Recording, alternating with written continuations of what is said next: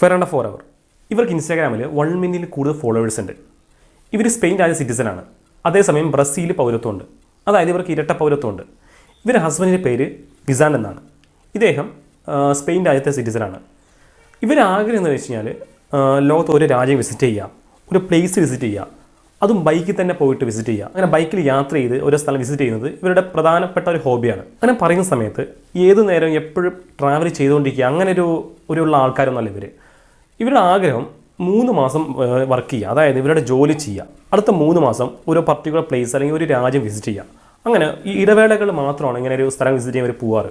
അതായത് 3 മാസം വർക്ക് ചെയ്യുക, അടുത്ത 3 മാസം ഇങ്ങനെ സ്ഥലങ്ങൾ വിസിറ്റ് ചെയ്യാൻ പോവുക.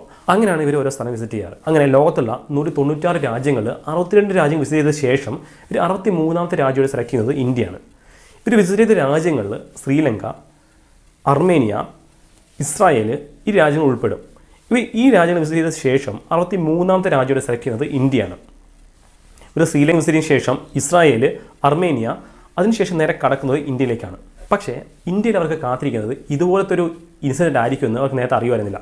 ഞാൻ പറഞ്ഞില്ല നേരത്തെ ഇവർ ഏകദേശം 62 രാജ്യങ്ങൾ വിസിറ്റ് ചെയ്തിട്ടുണ്ട്. പക്ഷേ അവിടെയൊന്നും ഇവർക്ക് ഇതുപോലത്തെ ഒരു എക്സ്പീരിയൻസ് ഉണ്ടായിട്ടില്ല. അതുകൊണ്ട് തന്നെ ഇവർ വിചാരിച്ചിരുന്നത് ഇന്ത്യയിൽ അതുപോലെ തന്നെ നല്ലൊരു അടിപൊളി എക്സ്പീരിയൻസ് ആയിരിക്കും, നല്ല കുറേ മറക്കാൻ പറ്റാത്ത മൊമെൻറ്റ്സെല്ലാം കിട്ടും, അങ്ങനെ വിചാരിച്ചിട്ടാണ് ഇവർ ഇന്ത്യ വിസിറ്റ് ചെയ്യുന്നത്. പക്ഷേ വിസിറ്റ് ചെയ്യുമ്പോൾ വരെ അവർക്ക് ഒരു തരത്തിലും ഇങ്ങനൊരു ഇൻസിഡൻറ്റ് ഉണ്ടാവും എന്നുള്ള കാര്യത്തിൽ ഒരു ഐഡിയ ഇല്ല.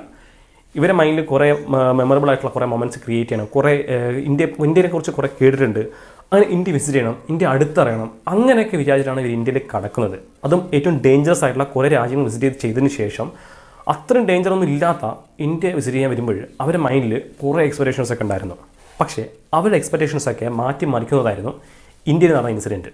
മാർച്ച് മാസം 1-ാം തീയതി വെള്ളിയാഴ്ച ജാർഖണ്ഡിലെ ദൻക എന്ന് പറയുന്ന ഡിസ്ട്രിക്റ്റിൽ പർട്ടിക്കുലറായിട്ട് ഈ ഇൻസിഡൻറ്റ് നടക്കുന്നത് കുറുമഹത്ത് എന്ന് പറയുന്ന സ്ഥലത്ത് വെച്ചാണ്. ഏകദേശം 6 to 7 മണിക്കുള്ളിലാണ് ഈ ഇൻസിഡൻറ്റ് നടക്കുന്നത്.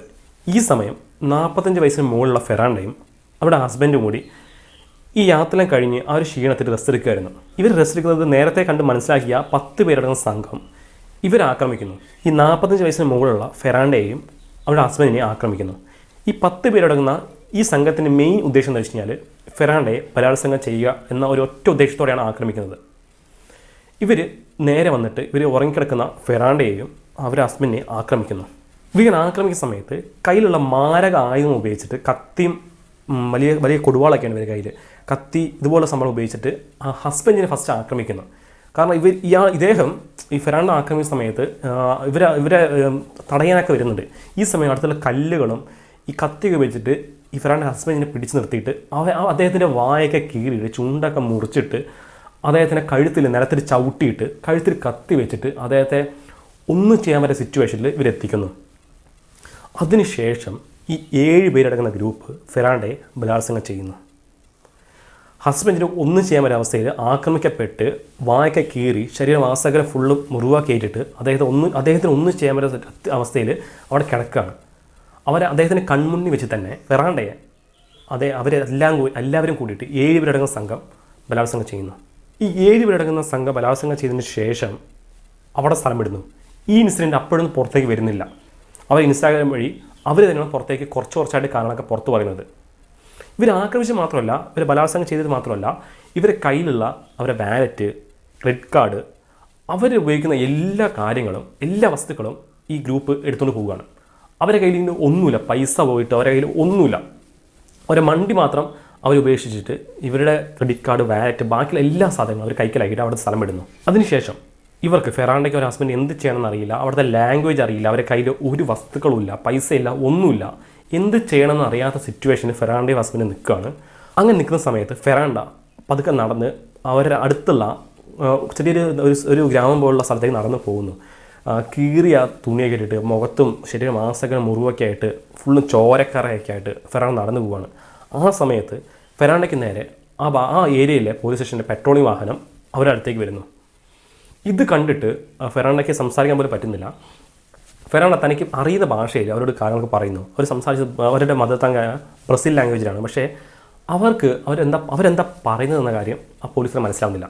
പക്ഷേ ഇവർ മനസ്സിലാക്കിയ കാര്യം, ഇവർ കണ്ടത് വെച്ച് ഇവരുടെ പെരുമാറ്റം വെച്ചിട്ട് പോലീസ് മനസ്സിലാക്കുന്നത് ഫോറിനേഴ്സാണ്, ഇവർ യാത്ര ചെയ്യുന്ന ആൾക്കാരാണ്, ഇവർ ഇവിടെ വീണിട്ടോ അല്ലെങ്കിൽ ചെറിയ പരിക്ക് പറ്റിയിട്ടുണ്ട് ഇവർക്ക്, കണ്ടാൽ തന്നെ കുറച്ച് മുഖത്തൊക്കെ ഫുള്ള് ചോരയൊക്കെ ആയിട്ട് ഇവരെന്തായാലും നല്ല പരിക്ക് പറ്റിയിട്ടുണ്ട്. ഫസ്റ്റ് ഇവരെ ഹോസ്പിറ്റലിൽ എത്തിക്കാം എന്ന കാര്യം മാത്രം പോലീസുകാർക്ക് മനസ്സിലാവുന്നു. അങ്ങനെ ഇവരെത്രയും പെട്ടെന്ന് ഫെറാൻഡ അവർ ഹസ്ബൻഡിനെ ഹോസ്പിറ്റലിൽ എത്തിക്കുന്നു. ഹോസ്പിറ്റലിൽ എത്തിച്ചതിന് ശേഷം അവിടുത്തെ ഡോക്ടർമാരോടാണ് ഇവർ ആദ്യമായിട്ട് ഫെറാൻഡ കാര്യങ്ങളൊക്കെ പറയുന്നത്. അതിനുശേഷം ഫസ്റ്റ് അങ്ങനെയാണ് കാര്യങ്ങളൊക്കെ പുറത്ത് എല്ലാവരും അറിയുന്നത് തന്നെ. അതുവരെ ഒരാൾക്കും അറിയുന്നില്ല, കാരണം അവർ ലാംഗ്വേജ് കാര്യങ്ങളൊക്കെ ഇഷ്യൂസൊക്കെ ഉണ്ട്. അങ്ങനെ അതിനുശേഷം ഹോസ്പിറ്റൽ ഡോക്ടർമാരോട് മാത്രമാണ് ഇവർ കാര്യങ്ങളൊക്കെ വിശദീകരിക്കുന്നത്. ഇത്രയും ഷോക്കിംഗ് ആയിട്ടുള്ള കാര്യങ്ങൾ പുറത്ത് വരാൻ തുടങ്ങിയ പിന്നെ അവിടുത്തെ പോലീസ് കുറച്ച് പേര് അറസ്റ്റ് ചെയ്തിട്ട് ഇൻവെസ്റ്റിഗേഷൻ സ്റ്റാർട്ട് ചെയ്യുന്നു.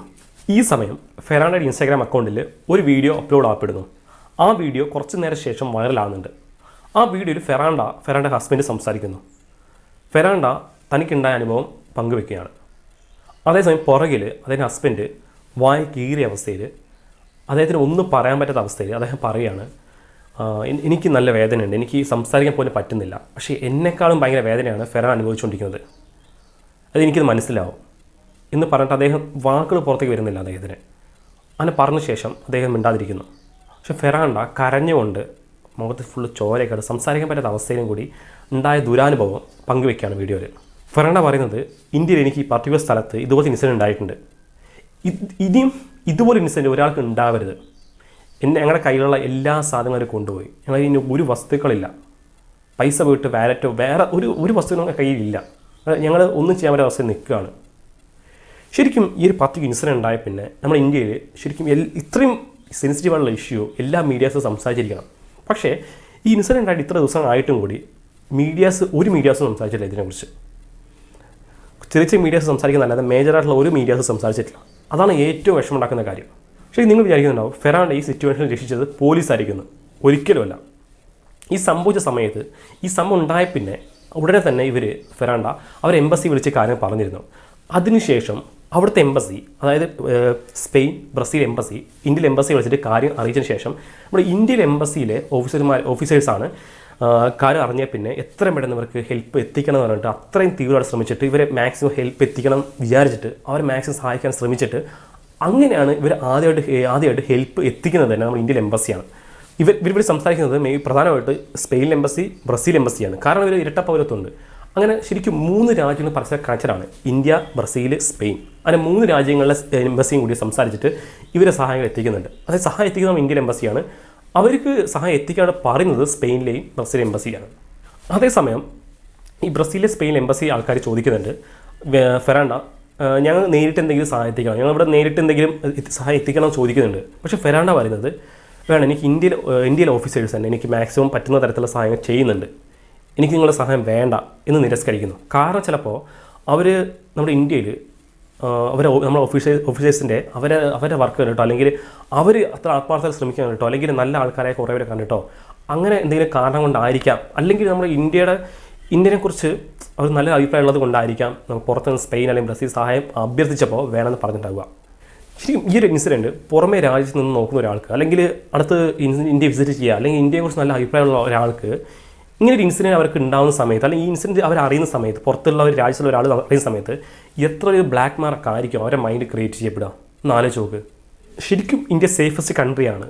അങ്ങനെ ആകണമെങ്കിൽ ഈ ഒരു ഇൻസിഡൻ്റായ ആൾക്കാരെ എത്രയും പെട്ടെന്ന് നിയമത്തിന് മുമ്പിൽ കൊണ്ടുവന്നിട്ട് അവരെല്ലാവരും കറക്റ്റായിട്ട് ശിക്ഷിക്കപ്പെടണം. എല്ലാവർക്കും അർഹതയുള്ള ശിക്ഷ കൊടുക്കുക തന്നെ വേണം.